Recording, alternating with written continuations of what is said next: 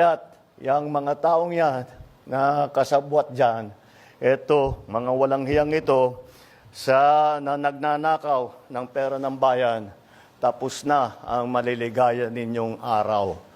Hahabulin na namin kayo.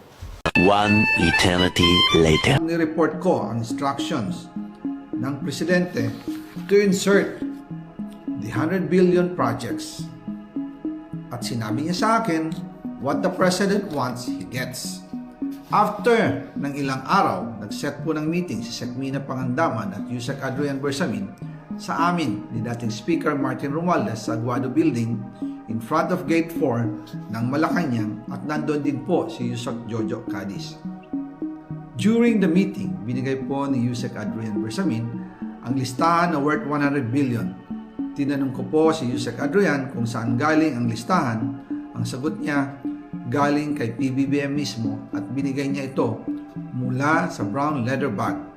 Nung sinabi po ni Yusek Adrian Bersamin yung brown leather bag, naalala ko noong nasa Singapore kami right after the elections of May 2022 sa Hilton Hotel, kami ni dating Speaker Martin and PBBM habang pauwi at pabalik ng Pilipinas, hinabol ng PSG ang brown leather bag at ang sabi ni PBBM, maiwan na lahat, wag lang ang brown leather bag.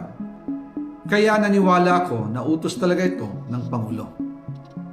Pagkatapos ng ilang araw, I informed sina dating Speaker Martin Romualdez, Sec. Mina Pangandaman, Yusek Adrian Bersamin, and Yusek Jojo Cadiz na kung pwede 50 billion lang ang ipasok sa program funds dahil sobra ang DPWH funds versus sa DepEd. In practice, hindi pwede na mas malaki ang budget ng DPWH kaysa edukasyon. And yung balance na 50 billion, ilagay na lang sa unprogrammed funds for the 2025 budget.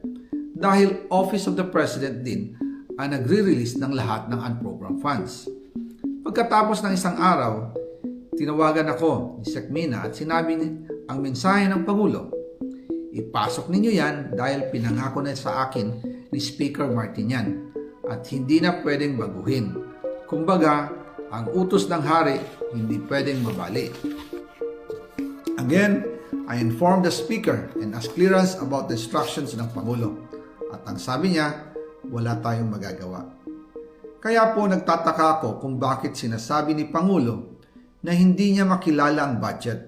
Samantalang lahat na binawas at dinagdag sa mga ahensya ng gobyerno ay humihingi ng approval sa kanya si Sec. Mina Pangandaman.